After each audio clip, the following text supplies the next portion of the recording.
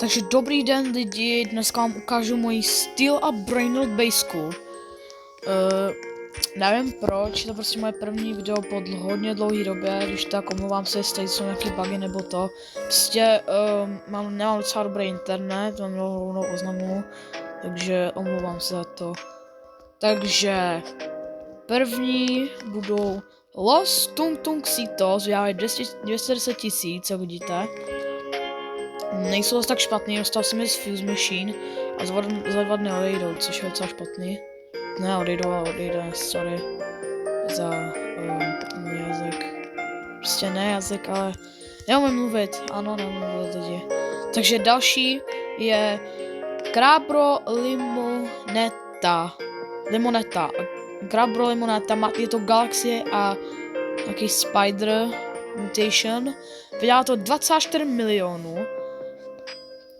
Není to špatný, jo. A dostal jsem to, když jsem byl na eventu. Další, to jsem dostal tady, to myslím, že z Lucky Blocku, anebo se to spawnlo, ale je to Los Bombinitos, 22 milionů. A ještě Rainbow, takže to není špatný. Další je Candy, to je hodně dobrý, Candy, Taco a Bombardilo Mutation, 1,9 milionů. Los Bombinitos. První secret Bisone Giputere. Je to secret, ano, secret. Vydal 300 000, což je hodně málo pro někoho, ale je to špatný. Další je Los Bombinitos, což vy už znáte, akorát, že je to nějaký Alien Event. Ano, Alien Event. A je to ještě Diamond, to z Bombinitos. Další je Semi Spiderini. Je to Galaxy, Semi Spiderini Mutation a ještě Taco. 4 miliony. Což asi vydělává to nejvíc tady v mý basece. Další je Diamond Taco Secret Black Hole Goat. Je to jako lavaka, akorát, že je to prostě goat. A ještě je to Diamond, takže to je extra. A poslední tady máme Semi Spiderini, 26 milionů. Mám to Taco a Fire Mutation. Ano, Fire a Taco, jo, Taco, dobrý.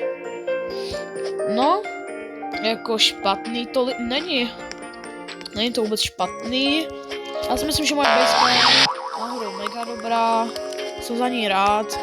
Tady to všechno jsem mimochodem lidi dostal, kromě Lost Tung Tung Sitos, tak jsem všechno dostal na eventu.